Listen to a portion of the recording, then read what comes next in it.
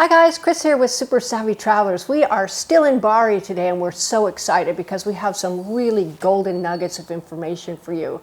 Nick Metta from Studio Legale Metta has set up an interview with a Notaio and we're going to answer all your burning questions. So today we have with us Alessandro Armenio, and he is an Italian public Notaio. Alessandro, thank you so much for meeting with us today. Thank you.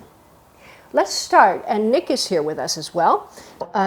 Occasionally, there's a lot of stuff that I see, I'll be honest with you, a lot of scary things that I see in our area, here and there, that make me very worried that somebody could come across somebody who says, I'm going to sell you Giuseppe's, Uncle Giuseppe's Magazzino or house, and we're just going to do it ourselves without a notary.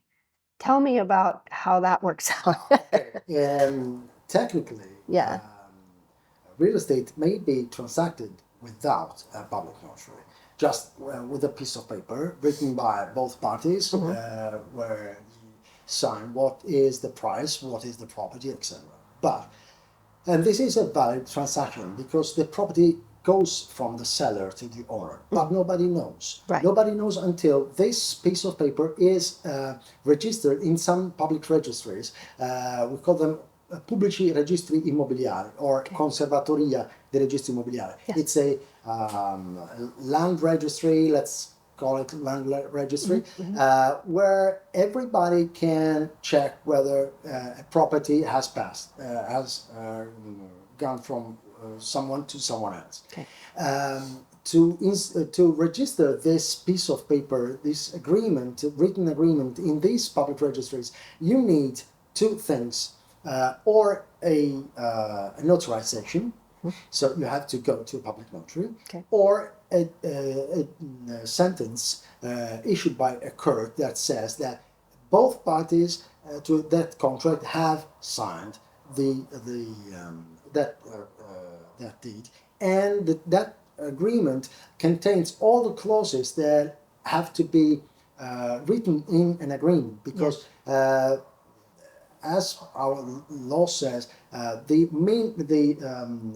basic things that you have to write in an agreement is my name, your name, what is the property, what is the price.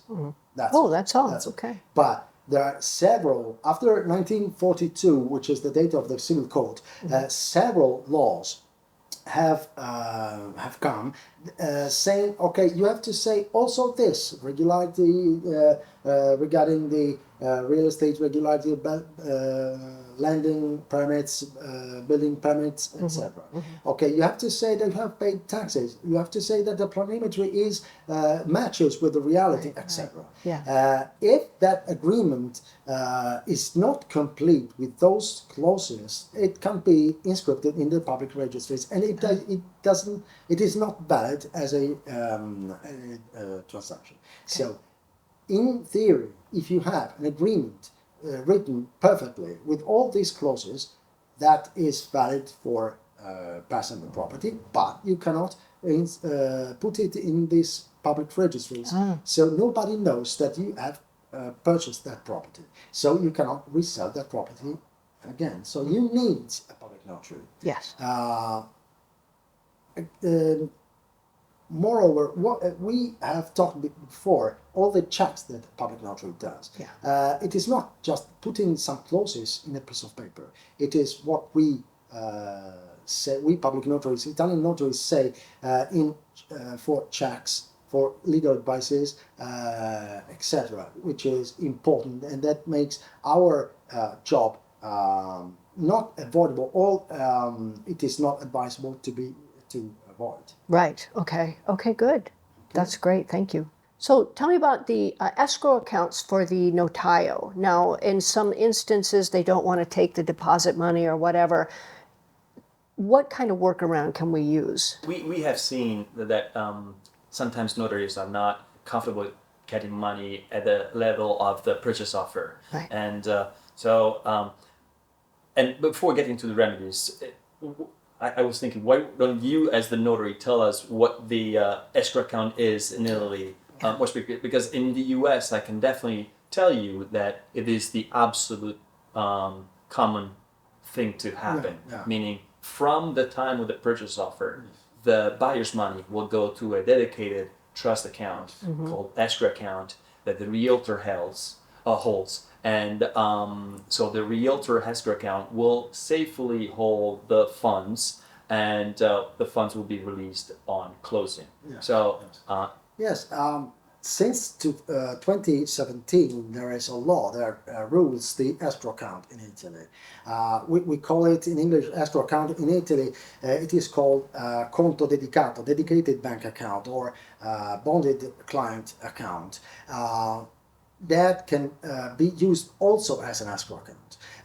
Every single notary must have a bonded client account where taxes regarding a purchase or a transaction in general, or an establishment of a company, has to be put because, as we mentioned before, the public notary is a collector of taxes that has to pay to the Italian government after the closing of the deed, upon the registration of the deed. In addition to this purpose of this escrow account, we have another way of using this escrow account, which is to protect both parties to a contract in the transaction. Let's say the basic way of using it is that a foreign purchaser does not want to open a bank account in Italy.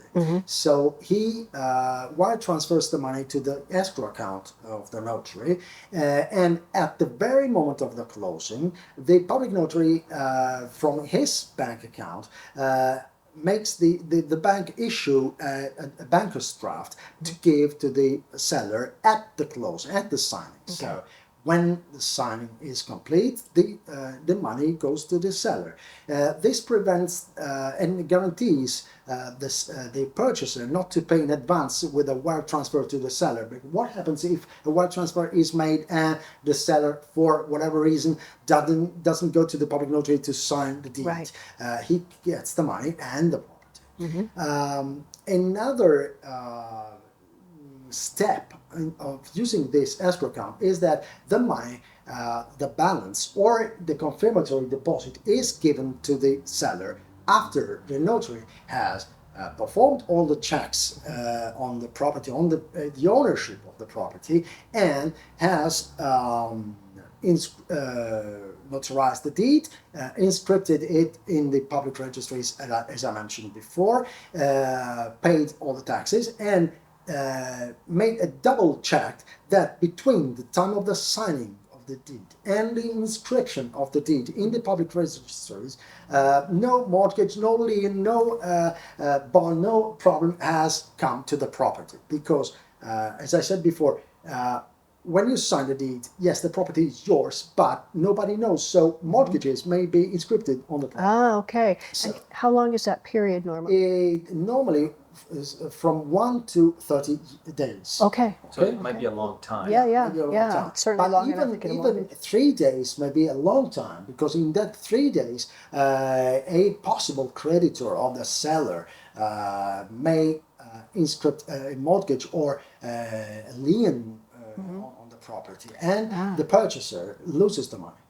Well, Ah, yeah. okay. So if a lien sort of exists but hasn't been registered, they could register it Yes. theoretically in that time period. Okay. The escrow account in Italy is very important, because the escrow account, a notary's escrow account, is a dedicated, a bonded escrow account. It's protected. It is a separate asset from the personal assets of the notary. Yeah. So if the public notary dies, that money on that escrow account doesn't come into the succession. Doesn't go into the Good succession. point. Estate of The the estate notary. of the notary. Okay. Yeah. If the public notary has personal possible creditors, those creditors do not have access to that escrow account. So that money is completely secured in that bank account. And we are the only professionals in Italy that have this kind of separation that gives all the widest guarantee to the seller and to the purchaser to have the money in the bank, literally in the bank. Oh, that's an excellent point. I do have a question because I've seen this in some of the acts, and there's some words that say, if anything prejudicial is found, then this deed is null and void. Does that mean that when you do your checks and you hold the money, if you find anything, then the deed has to be revisited or something like that? Not revisited. I have to check whether the situation existing at the deed, at the signing, is persistent until the inscription. Ah, okay.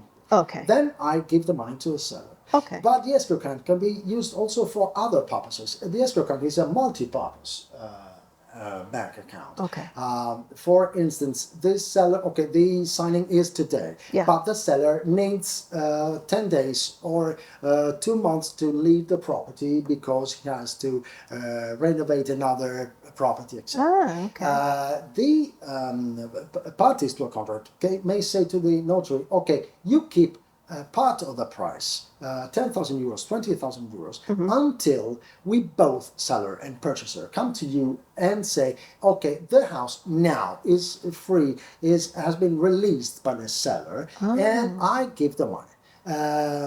I give the money to a seller. What is the benefit of this situation is that the money exists. Nobody can touch it, nor the purchaser nor the seller. They have to agree. They have to agree to for me to give the money to the seller. If they do not agree, I get the money, and a judge will tell me who give the money to.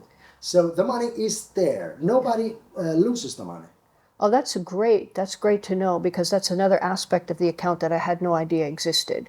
So these are all things we and could. then the lawyer steps in. I will tell you, make sure that you write all those terms properly, because you don't want to go to a judge. You don't want to wait for a judge to tell a notary who to release the money to, because that might take years. Yeah, so exactly. It's not, So definitely you want to have the simplest and the clearest terms. But sometimes it's something pretty easy. The situation is pretty obvious. Someone has purchased another place, and before moving they need some fixes. So definitely that is a very good tool in many situations. Oh, that's fantastic. Now, in the event, and we've come across this, that the Notaio doesn't necessarily want to deal with the deposit for whatever reason. What kind of workarounds can we do in a situation like that to give our guys and your clients and whatnot the maximum amount of security? Many times the deposits in Calabria are not huge, but they are money. Yes. And as we grow and we get higher end properties, it's going to be more and more important. Sure. As we said, every situation is different, obviously. However, different cases, we have adopted different solutions. So, for example, some of the most popular, the buyer will get a cashier check, a certified check, put it in an envelope, and give it to the notary. So the notary doesn't put the money into the escrow account. The notary has cashier check, and has it in the notary's safe. And when the time comes, the parties have agreed to get that check closing. Now, obviously, if we are talking about a 2 year closing, the check might not. Sometimes there is an expiration date. Yes. So, but if it is a matter of a few months, that might be a workaround.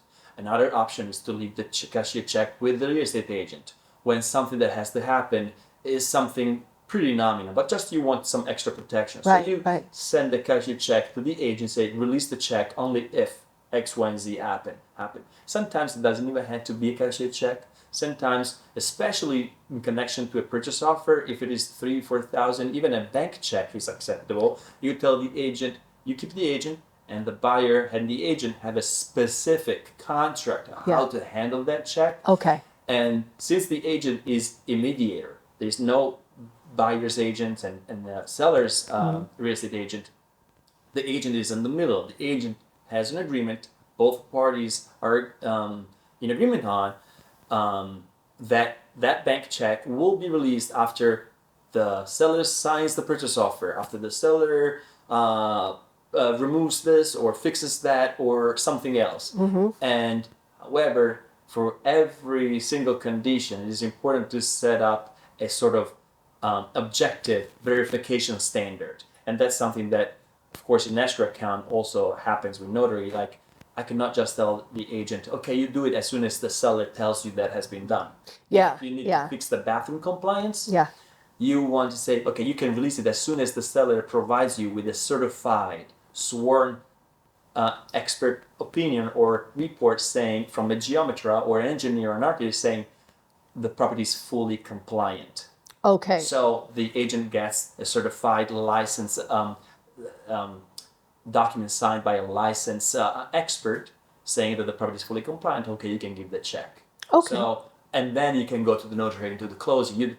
You can do that also with the notary. Tell the notary, put this money in escrow, and only when you receive a certified report by a licensed geometer that the property is fully compliant, you can release the capara, the confirmatory deposit. Okay, good. So another issue that we get is many times the owners have to do new cadastral plans and they have to get the energy statement. So we're talking about 1,200, 1,400 euros, right? So theoretically, we could put in a deposit. I know they used a deposit money for this. You could put in a deposit with the Notaio. They can get the new cadastral plans, provide proof that they got the cadastral plans and the APE, and then the Notaio could release the funds. Okay. Yes, the Notaio or the lawyer or the agent, whatever, you can even say as soon as you get that, make a bank payment to the engineer, to the energy certificate issuer, because sometimes, people might struggle getting credit. Yes. So you can say, listen, I have this agreement. You will be paid by the notary. Yeah. As soon as you bring the energy certificate to the notary will cut you a check. Oh, perfect. So you know that you will get your money. So it doesn't work. Notaries pay real estate agents, right? Much like in America, yeah. The guy that comes in and checks checks the termites and everything else. Yes. Yeah. What is important is to have an escrow service agreement very specific. Yes, that's very important. Specific. Yeah. Specific, what I mean by specific, everything has to be written as no interpretation can be done. Okay. For my escrow services, I want that my job is exactly written in the deed. Yes. So I release money. I give the money just if there is something I can check on public registries or I can see myself. Yes. That can be certified. Good, and there's no wiggle room, and there's you need it very clear. Okay, your checks in addition to his checks. So we have the notary here, and he does all his checks. But then you have some very specific things that you do when somebody comes to you about a title or a deed or something like that. Can you kind of go over what other levels of protection you provide? Sure, definitely. Okay.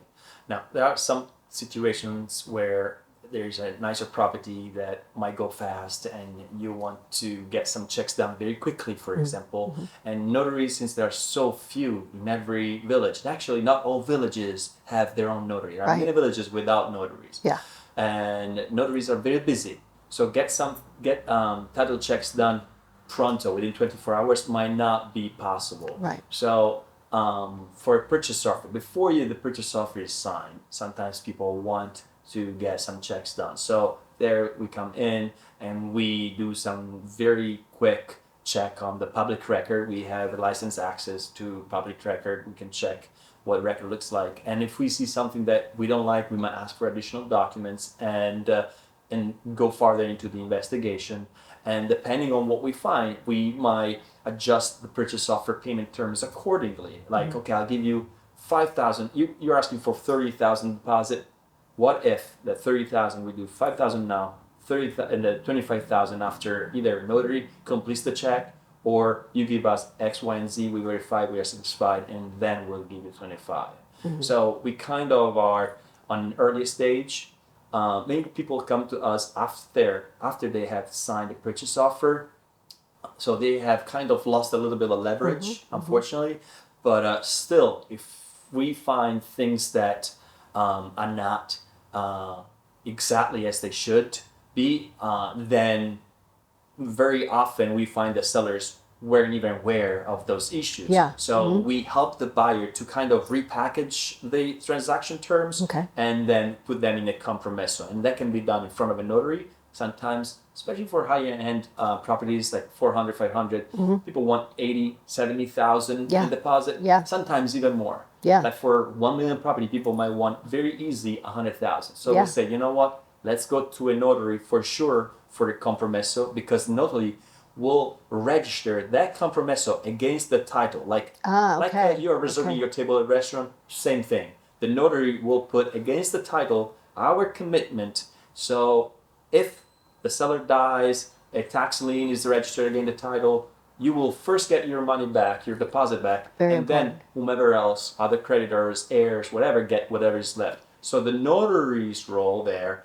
is essential to protect the deposit, or you do the escrow account. And for 100,000, notary will definitely do, right? Would you do an escrow account for 100,000? Okay, that's good to know. Because it's cheaper probably do the escrow than registering the compromesso against the titles. But the compromesso, if you register it against the title, that sort of acts like a lien, right? The first order lien. Yes. So if you want to read that property, and depending on the specific situations, it might be more advantageous to just put the lien against the property. Yeah, that makes sense. Yes. Okay, good.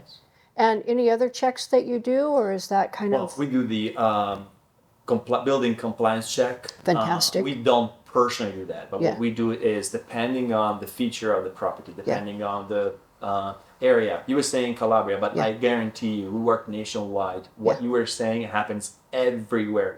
Sardinia, Tuscany, Sicily.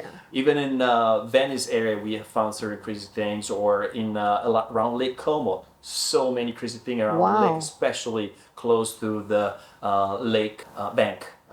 So there are so many, depending on the area, the specifics of the property. We'll say, well, here you want to instruct a licensed surveyor. However, unfortunately, sometimes you also need to know what instructions to give. Yes. So depending on the specifics, we prepare a letter of engagement. I would say the escrow, you were talking about the extra service engagement. Right. The same thing goes with the with everything, even with the home inspector, a building compliance inspector. You want to know what you want me to check.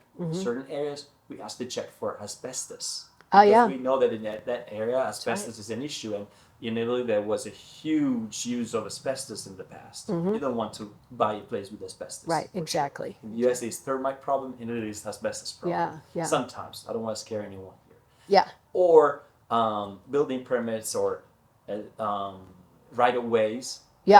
Easements, and then we review, we get back the report, and we ask for clarifications, and then we explain that to the buyer, discuss it with the seller, and make it work. Whatever issue might be there, we try to find solutions. And many times sellers are not aware, because in Italy it is not that common to do all this level of investigation on a property purchase. People just go to the notary. So issues sometimes are discovered after many, many years. When someone get a mortgage, you might definitely get more easily aware of building violations. Or when you involve a lawyer to do early stage investigations. So the type of investigation we do is through like an X-ray. Sometimes what you do, or you suggest to do, is to verify building development. What is advisable is to see what you want to do, what with this property, how do you want to develop it? Do you like it the way it is, or you like it to have a swimming pool? So the attorney may be in contact with someone, an architect or a surveyor, that might tell you, the purchaser, if a swimming pool is possible to be built at the property and where you like it. Yeah, because not only if, but you want to know also how big, where on the lot you are allowed to build it. There's neighbor, road, river, wood, other restrictions, geological restrictions. And also, if you have specific dimensions, you would like your pool to be, like if it is just a tiny pool, that might not be sufficient for you. Or if you want to have a guest house, because you're having in mind to do B&B business, can you build a guest house, and how big, and where on the lot again? So all these things, if you want to check these things before putting your purchase offer, or if you want the purchase offer to be contingent, it needs to be very well regulated in your purchase offer terms, with all details that are important to you. Yeah, that makes sense. And especially in terms with Airbnb businesses, a lot of people want to rent out their vacation homes. And I would assume, much like in the US, there are some places that you can't do that, or that there are certain regulations and that thing. So that would be important to address as well. Yes, definitely. You want to make sure that the property is suitable for a license, and each region applies certain specific short-term rental requirements. Yes. So, for example, you might need to have habitability certificate, which might be a requirement. And so you want to have all systems in place, or you might want to make sure that even if the property is sold without habitability, which is possible and legal, you can put in place whatever is needed to make it compliant, to make it inhabitable. Also, if you're buying an Airbnb business, there might be furniture that you assume that the furniture is included. And many times you get people coming to us with a purchase offer, happily signs, and then we say, well, where is the furniture? Oh, we also have a list of items that the seller is taking away, and they said that we can keep all the rest. And I check that list, and I say, literally, okay, the parties agree that the seller can take away only these items. And I explain to the buyer that protects the seller, because it tells the parties what the right of the seller is, whereas there is nowhere written what things that are in the apartment can be expected to stay, and so what the expectations of the buyer are in concrete, objective, verifiable terms. So we always recommend either do an itemized list if it is something quick and easy, as detailed as possible, especially if it is high-end furniture, or even better, take pictures. Yes. As many pictures as you want, and then you don't have to have as many exhibits as per item, but you can have pages with true pictures and signed by the parties be exhibits of the purchase offer, and That's that will definitely protect the buyer, and so the parties can rely on objective reference of what each party can expect from the transaction, or could rely. Perfect. Now, in many cases, we don't do the purchase offer. We just go right to the compromesso. So that's something we could put into a compromesso as well, right? Yes, definitely. Okay. If you don't have it, you can have a purchase offer where the parties refer to a next appointment to do this compromesso, where the parties regulate X, Y, and Z with more details. Definitely, yes. Okay, perfect. Well, we could talk about this all day long. It's fascinating, and I just want to say thank you so much for all your time given to us this morning to help our viewers really understand the process and your role in it. So this has been wonderful. Thank you so much, you guys. Thank you to your followers. Thank you. Yeah, thank you. It's been a pleasure as usual. Wonderful.